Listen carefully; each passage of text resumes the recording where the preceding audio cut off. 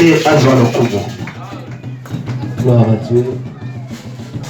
Que le Seigneur soit loué. Zambe azwa lokumu.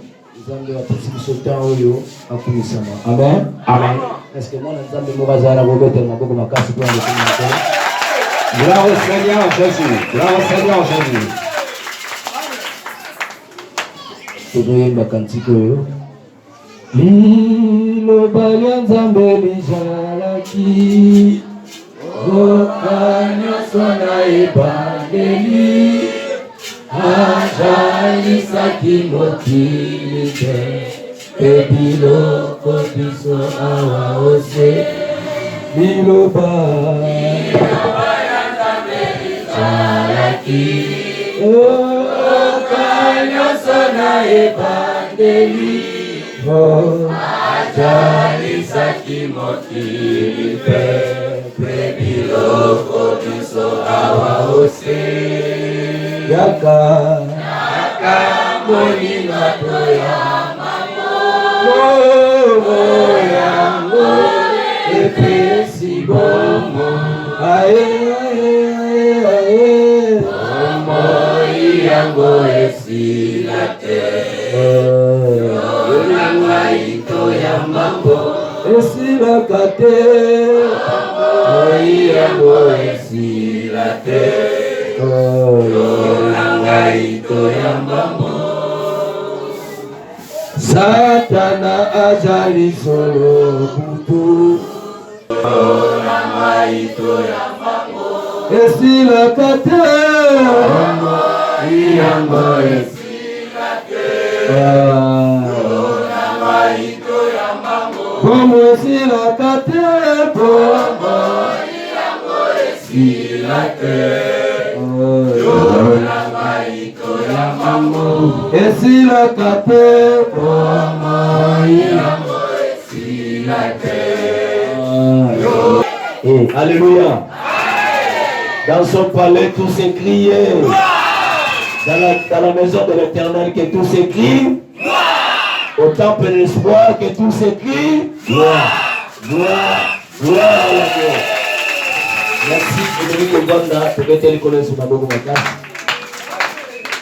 Est-ce que tu peux saluer celui qui est à côté de toi? Olobanae, Kola Pambo.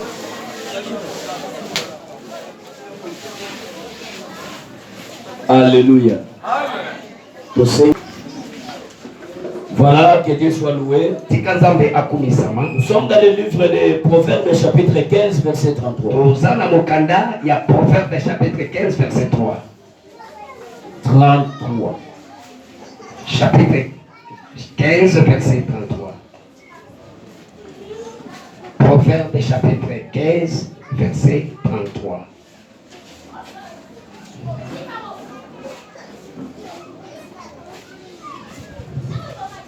Est-ce que là, nous avons vu déjà Proverbe, Pasteur Daniel, à autant de la mission. Et Teyaka Boyebi, Père, Komi Kitisa, et Yaka Liboso, Yako Tombo. Amen. Amen.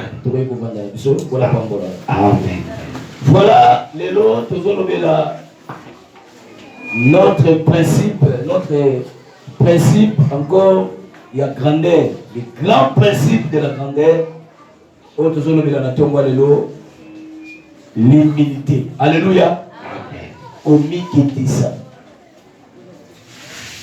kitisa principe ya munene ya batwa minene. Alléluia. Salama kaso za la intégrité. Tolobela ki patience. Tolobela ki kimia silence pour la attitude ya grand ya mutu aza mutu munene. Par rapport ya apprentier ya Nzambe na Abraham. Nzambe a Abraham, je rendrai ton nom grand. Mais avant qu'il y ait ça, marche devant moi dans l'intégrité. Alléluia. Tambola et Bosso Nangai, la Kubanga Ngai. Zala Motona, aliment, Zala droit. Soki Moutou, Azam Moutou, il y a désordre. Nzambe en temps de la naïveté. Parce que la Bible dit que Dieu n'est pas un Dieu de désordre. Alléluia. Amen. Nzambe azali nzambe ya désordre te. Azali nzambe kimé. Amen. Amen. Donc mutu fata kola na alima liboso na nzambe. Et si li wana te tolobaki ke soki ya te soki mutu mbango abali kotambola na nzambe, abali kobanga nzambe, abali kotosa nzambe. Mbala moko te amonaki makambo nyonso bandi kokokisama na vie na ye. Voir même nzambe bengi ye père de la mititini papa ya bana ebele, mais pour aya kobota mwana ya elaka lokola Isaac, ça a pris beaucoup de temps. Alléluia. Amen. Voir même basali consensus na kata ndako na bango ke ezo umela na ngolo ko ezo umela Sarah bilisi idée soki boye botaka na servante na biso. Amen. Au moins que quelque part ba moni promesse nzambe ezo umela. Alléluia. Amen. Ça a pris du temps. Promesse nzambe ezo ki mo temps pour ekokisama. Donc tant que promesse na nzambe et ekokisama la kati na bomo ina moto mutu face à la patience. Il y a un autre qui a dit la patience. Amen. Alléluia. Amen. La patience, nous voulons parler sur l'humilité. Amen. Amen. Mingi na tomba lelo tokolobela par rapport à modèle de grand maître Jésus-Christ. Alléluia. Amen. Tokolobela parce que Jésus, le grand maître Jésus, il a aussi parlé sur l'humilité. Il y a un tokolanda mingi modèle ya grand maître. Amen. Mais avant de modèle ya grand maître, tu as verset Oyo, il y a Proverbe chapitre 15, verset 3. Je retiens partie Belango, Balobi, l'humilité précède la gloire. Alléluia. Amen. N'abattu na tango, lelo, neni batu baza, neni batu se comporter, neni mutu ana nuku nelo te na kata finaye. Mais ndambo muki azana ngo, asomi matana. Sonzo kande na kata ba principe nzambe soki mutu abani komi matisa na mwa muke oya zanamo kasi akale azo pekisa makamine ya na kata vila ye parce que e pa nzamba zo mema ye ayebi na noté mais mwa muke azana mwa zo bibata kola pambola pasteur Serge. Alléluia. Amen. Alléluia. Amen. Voilà ce que nous enseignons ce matin. C'est l'humilité. Et ça dit c'est un principe il y a ma classe hyper monene pour la mouton à Amen. Pour la mouton à parce que vous ne pouvez jamais voir mouton gloire et mon humilité. Alléluia. L'humilité présente. Comment il va verser la Bible? Tant que temps va verser la Bible. En réalité, nous lisons la Bible, mais nous ne méditons pas la Bible. Tu médites la Bible. Si on médite la Bible, on va bien. L'humilité précède la gloire. C'est-à-dire qu'on connaît la gloire de ceux qui osent monter qui t'attendent. Amen. Et moi, ce matin, nous parlons le modèle de Jésus. Le modèle de grand maître Jésus, il s'est fait pauvre, riche qu'il était. C'était pas facile pour que Jésus soit élevé. Alléluia. Amen. Sa vie sur la terre était compliquée. Voilà. Comment expliquer moi na Joseph tata na bango menisier toyebi malamu. Tika bona pambola yo. Amen. Mutu oyo toyebi tata na bango menisier tata na bango azala kuna kutuye tala kutundenga za tala nenga zali. Alors Jésus katina yo azalaki na kibonzambe. Amen. Azalaki na kibonzambe katina ye. Tigana biso ce matin Jésus-Christ c'est la parole faite chair. C'est lui qui était au commencement. C'est lui qui était au commencement avec Dieu. Parce que la Bible dit au commencement était la parole. La parole était avec Dieu. Et la parole était Dieu. C'est C'est Jésus là qui était la parole. Parce que la Bible dit encore, c'est la parole qui s'est fait chair. Il est habité parmi les hommes. Il a marché avec les hommes.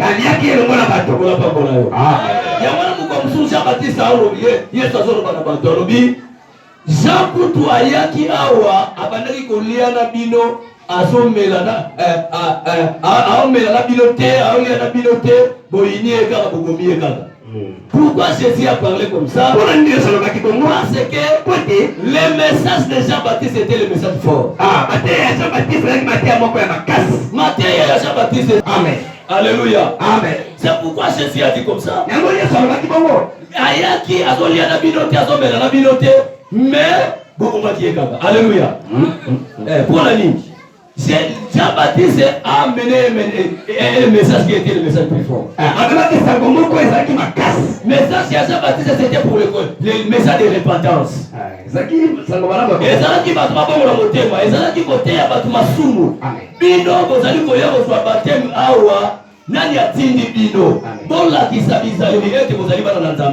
Jean-Baptiste n'aimait pas le péché. Aliaki na bino te, amelaki na bino te, ateyaki bino samalam, kasi bobomaki ekaka. Ngai peku, ngai siko na ye, na olia na bino, na zombela na bino, boyininga pekati. Amen. Amen. C'est que Yesu akitaki. Amen. Amen. Akomi semblable na mwa mutu, aye kovanda na bato sika moko, po akoma lokola mutu. Hein? Il a laissé la gloire. Il s'est humilié sur la terre. Voir même Jésus a dit ça. Le Fils de l'homme n'a pas même la place pour déposer sa tête. Amen.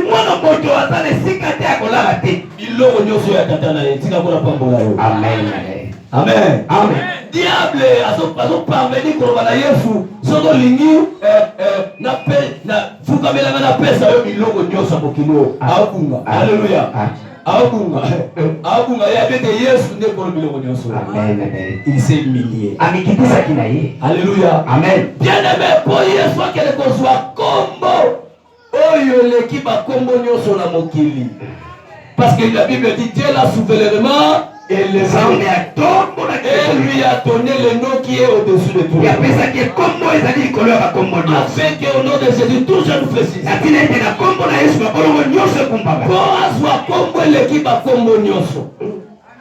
Alléluia. Amen.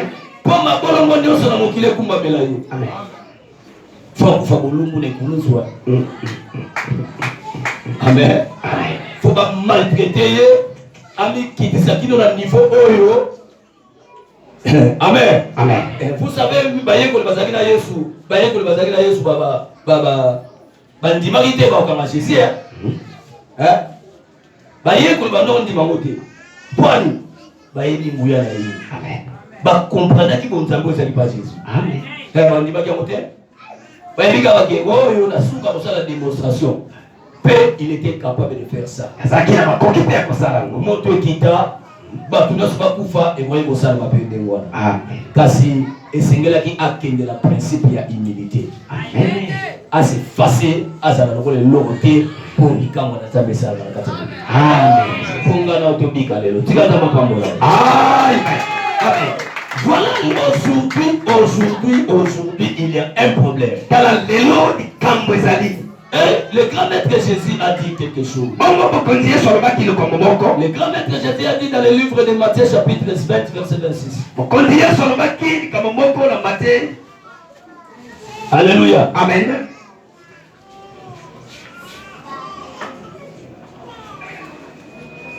Allons-y dans Matthieu chapitre 20 verset 26. Matthieu chapitre 20 verset 26.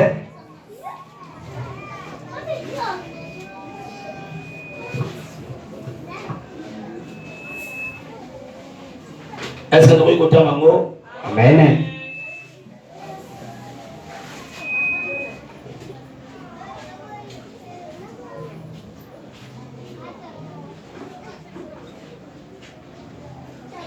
Il ne sera pas de même au milieu de vous. Et que ça l'endègue mon côté na kati na bino. bino. Mais quiconque veut être grand parmi vous, Moto azondima akoma monene kati na bino. qu'il soit votre serviteur. Akoma mosali ya moto.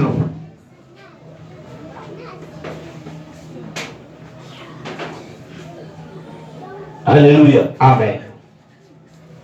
Et quiconque veut être le premier parmi vous, Pe moto alingi akoma moto aliboso kati na bino. qu'il soit votre esclave. Akoma muumbu na bino. C'est ainsi que le Fils de l'homme est venu, Na endele yango na kemo koleka ba mosusu.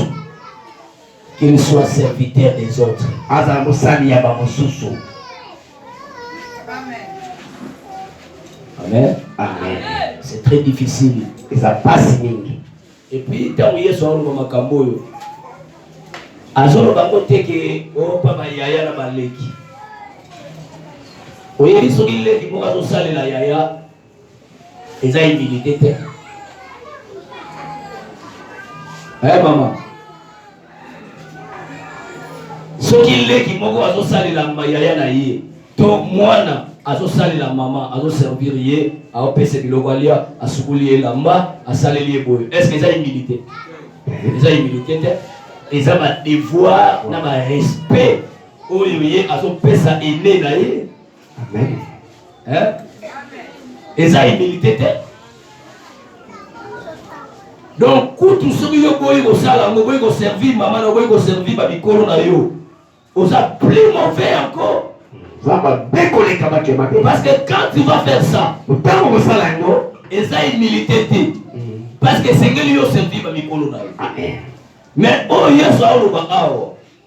Yesu azoloba komi kitisa oyo. Pona ba yo ba leki yo te.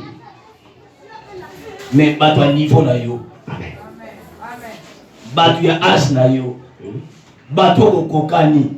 Amen. Bato yo leki. Est-ce que on servir ba? Pas de problème ça ya wana. Amen. Et ça va te mener le nom bazaba ok makasi ya. Mais bakosa ki bazaba bazokosa les bazaba ta komi kitisa. Hein? Oh tata wana za humble, même na ba pasteur, même na ba sala nzambe, ba na humilité te. Ba de na ok makasi kutu koleka. Mais bakomisa ba ok humilité. On tala na Facebook, on tala na réseaux sociaux, on tala na télévision. Au monde n'a pas pasteur, bazotia ba image ya la télévision. Bazotia ba image oh pasteur wana akendaki ko kabila mabola. Ake kabila mabola. Alatia on la TV ne ngazo pesa mabola basaki asloso, a pesa oh mais est-ce que politicien oh musalanza. Do you kabeli batu, opesi moi batu logo à comment publier. C'est l'orgueil, Ça le lendo. ce n'est pas l'humilité. On les a commis ça. Na modèle à Jésus balobia. Ce qui le boko à mobile les autres personnes boko à moi c'est mon terre. Amen. Amen. Mais comment tellement makabole la biso. Tellement la makamozo le même na mukilia. Banda opesa c'est wone logo la tanga wala so zo ko tanga yo wana. Yang wana yang alaja. Wale mtakuta pena tuli nini hapo? Kasi una yebisa umuntu namna tunamna la timu bimbale ngaza.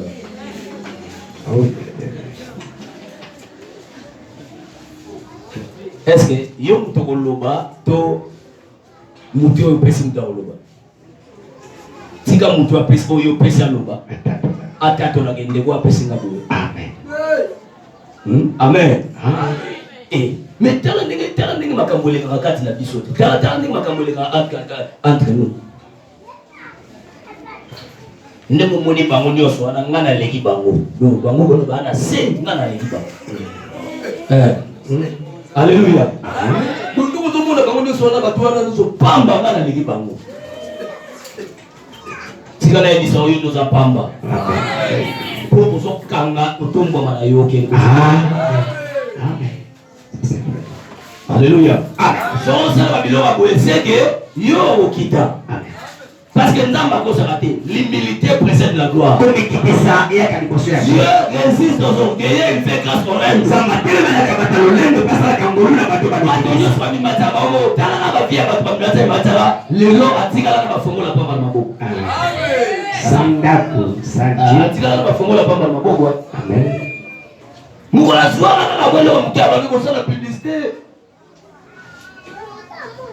Nalayebi mutu moko boya kuma ko laksana bituka bato kuma ko laksana ya yera mutuka bato bine tele bibila ko lobela il fallait dans Nzamba sunga ta mazo laksana ya ngai ko lo parce que on fungula bongo mutu ya tuna bongo o tiki mutu ala fungula ngo boye so amoni mutuka bato tele bo moni ya ngai ya ni sa fungula ya nga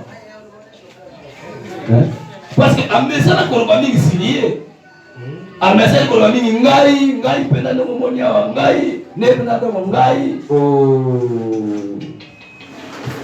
Alléluia. Amen. Te kozala mutu munene eza batu kozala lolendo ezali caractère ya batu minene te. Amen. Les hommes grands sont des gens effacés. Batu minene eza batu ba mimoni sakate. Mimoni sakate. Amen. Ba ouye bate ke patron ye wana. Amen, amen. Mais un grand patron. Ye, munene. Amen. Amen. Asana katikati ya batu minene batu baye bate patronal. C'est ça des grands hommes. Yangwala bango de batu minene. Merci. Est-ce que mutu moaza mutu munene il peut servir les gens? Akokipe ko sala batu. Mutu munene. Si tu trouves un homme comme ça, so moni mutu ya bongo, c'est un enfant de Dieu. Yeba kiasa bwana nzambe. Amen. Amen. Oyebi lelo eza pasi na mutu azala mozuya. Azwa mwana na ye apesa ye kombo ya serviteur na ye. Papa mo asala papa na ye abago na zui kombo na ngai na pesi papa kombo papa o mwana na ngai. Est-ce que patron mo osala mo? A osala mo na pasi ya. Pour la kanisa na zo sa ya kanisa ni. Mwana na ngai ozala peka pauvre lokola tata o. Parce que les gens ne savent pas comment donner des valeurs aux gens. C'est écrit dans la Bible. Et comment la Bible que l'homme moto regarde ce qui frappe aux yeux. Il regarde à Amen. Est-ce que c'est ça ce que l'humilité nous demande. L'humilité au titre d'abisso, tout ça au-delà ya moto na biso. Hein? Livre chaque le bien moi. Livre chaque le bien. Balobi mawa na église oyo. Ba tala bino ya batu. Mutu mo akoti kwa la tibila ba kitoko, mozimba la moko memi awa. La place ya lokomo, ça s'est fait plusieurs fois. Ça va comme nous. Même chez les protocoles. Comme on dit, tata mon gars, il était pédagogue.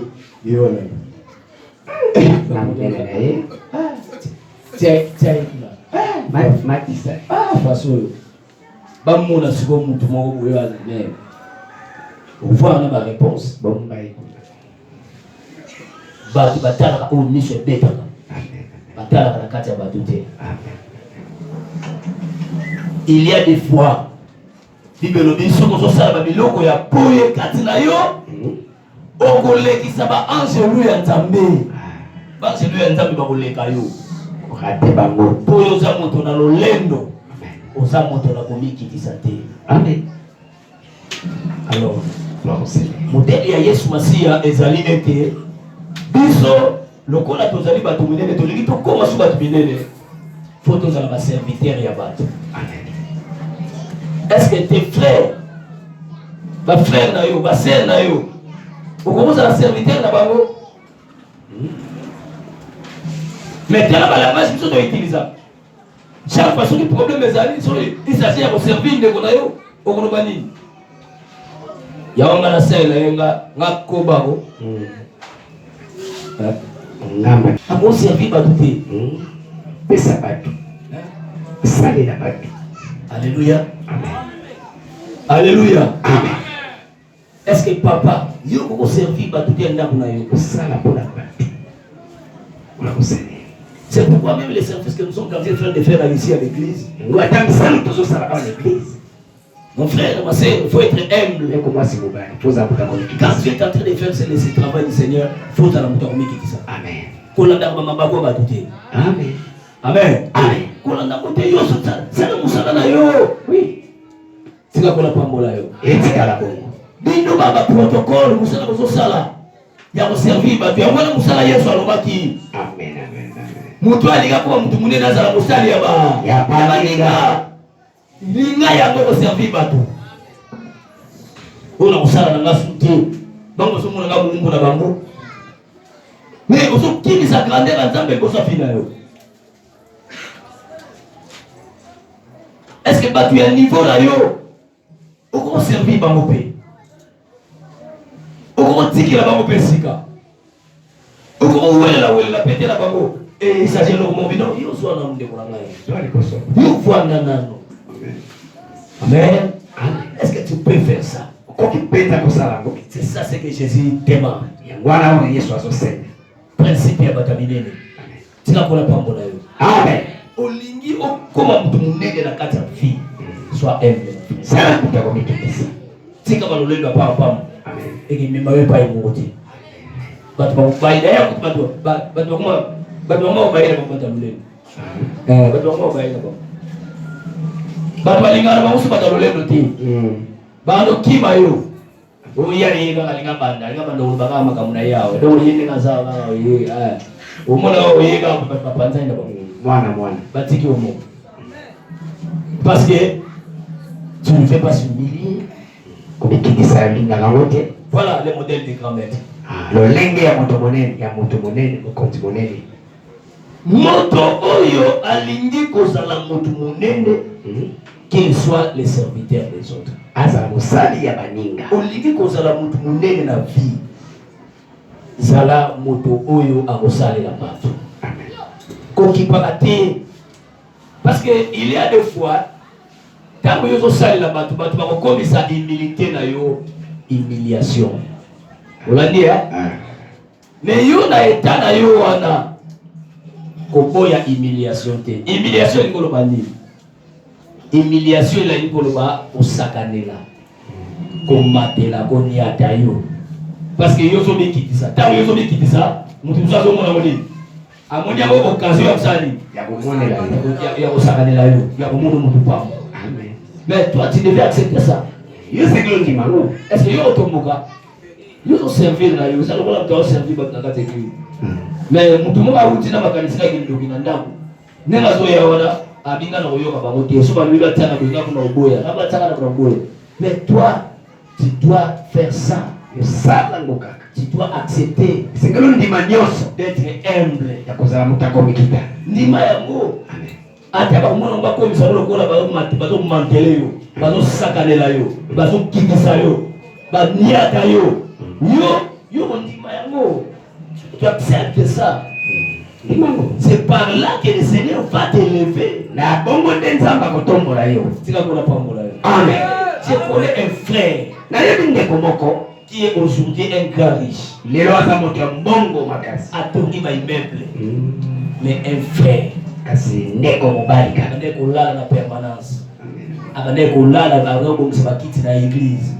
Ndeko servir pasteur na ye. Ndeko sala nyonso lokola mosali.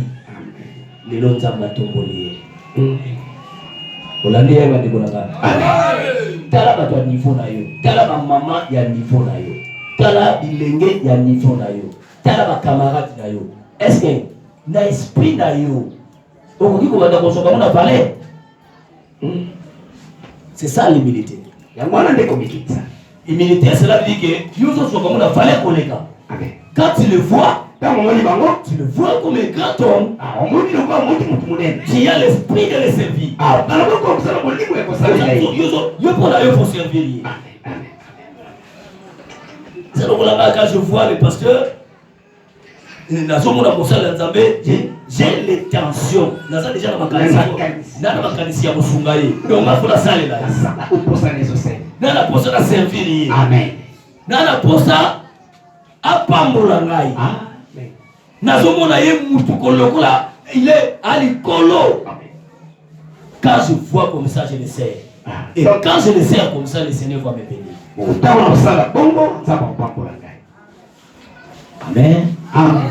Et ça n'a pas tout le monde dans le mission awa baza école moko ba bato mbongo makasi école wana ba mbongo na koyo taba kombo na ba koyo mais bato musuba yi école wana baza bato na mbongo ba sala mbongo mingi na kata mboka na biso et puis et à l'école te bale baza ba ko kaita bato mais soko moni bango pa ba sala bisala on dit maté so ba émission ki boss yé on dit maté on dit maté mais il est des boss.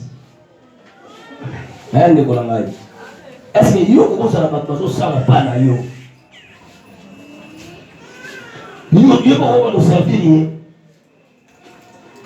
Serviteur là yo ça va pas là yo ça ça dit ça. Est-ce que la monga moko ya kolia? Oko yele pe biloko servir yé pour lia. Auto tela yemo lokola mtu pamba te. Mais on servir yé lokola mtu munene. Même quand Taba doit sauter à la biloko pour Bali. Mais Moutoyo, il considère les gens. Zokabaki na valeur. Amen. Amen. Il considère. Tant que Moutoyo considéré, va considérer plus. Alléluia. Amen. Tant que Moutoyo considéré, va considérer ma casse. Amen. Parce que lui, il prend en considération va tout s'appeler. Il y a ce genre de combat au bazar. Parce que il y a Jésus, il peut y avoir une discussion entre eux. Hein? Parce qu'il y a une discussion. Qui est le plus grand? Nani katana tusata mkono? Nani le plus grand? Alléluia. Qui est le plus grand? Nani aleki munene? Nani aleki la mafale? Nani aleki yao? Amen. Bazuli tuna nani aza la mafale koleka? Yesu baiko tuna Yesu aidisi bango. Le plus petit parmi vous, c'est lui qui sera le plus grand. Oyo baza mukekati na bino amena ya kozala muto monesi kolokoma koloka ke muto ya mukekati na bino ezali état d'âme état de l'esprit ya muto nolenge ya molimo ndenge muto azosila makambo. Amen. Parce que muto muka oyeba na te mais muto muke azo se sentir que ngala sala muke bango baza bato ndenge pa na ngai. Est-ce que tu peux considérer bato ndenge tika kona pambola yo? Amen. Est-ce que c'est lui qui est à côté de toi? Tu peux le considérer. Parce que sans considérer ma casse. Amen. Sans considérer. Jamais on sera n'importe quoi. Mais ndeko na ngai yo ki ko kabila babola mongo. Oki ko kabila babola basaki ya masango. Oki ko kabila babola basaki ya sloso. O tiawa suna teme kwani. Ni sayo. Ala pe wakati ana sana militaire. Oye wana tala kene kolia na babole sikamu akose ko vanda na se avandi ala tolia na babole sikamu wo tala ya mbikiti sana amikiti saka la plala tena la TV parfait. Mais nani ya mama osala militaire na publicité? Non. So il milite comme ça la publicité c'est ce que communique. C'est OK non? Amen. Propagande. C'est là qu'on a pas pour là. Amen. Nous allons lire un verset ici. Tout est dans mon capot quoi. 2 Corinthiens chapitre 10. Mon candidat 2 Corinthiens chapitre 10 verset 1. Verset 1. Avance. Ngai moto ya komikitisa kati na nzoto Quand je suis au milieu de vous, tango nazaki koso na bino et plein d'hardiesse à votre égard quand je suis de loin. Alléluia. Pour aligalo beloni. Alobi ngai oyo. Le serviteur. Ngai oyo tomba na Yesu Masia. Tango na mona na kakati na bino. Na mona na kana komikitisa. Amen. Amen. Bino nous se trouvons à l'humilité kati na ngai.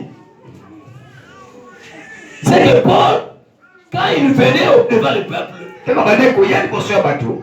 azalaki bazomona ye moto akomikitisa.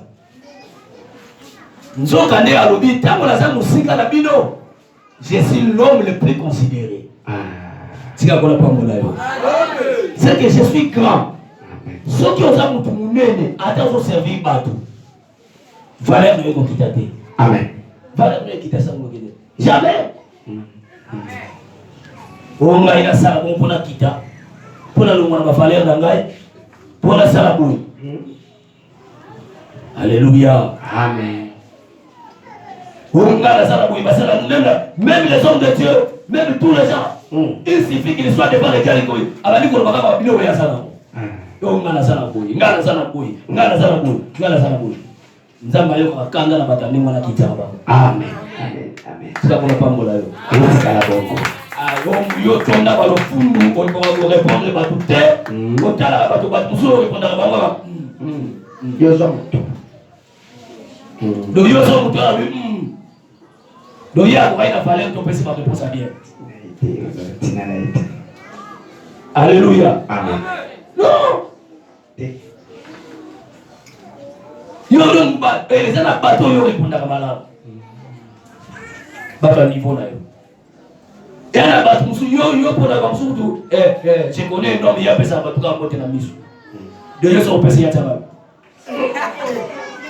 Voilà, pour Pierre. Alléluia. Amen. Moussou, ça va pour ça, on salue, va douter. Ah, tu as pour ça, on peut ça, va tout monter. Donc, si on peut ça, bonjour, on a bonjour, on a bien la pour ça. Allez, on est maintenant. Donc, il y a eu deux pots. Pour yo kana ka pesa ki melanga bonjour amazo pesa de ana bato ya pona ko solola Amen. ana bato ya pona ko pesa moti ana bato ya pona no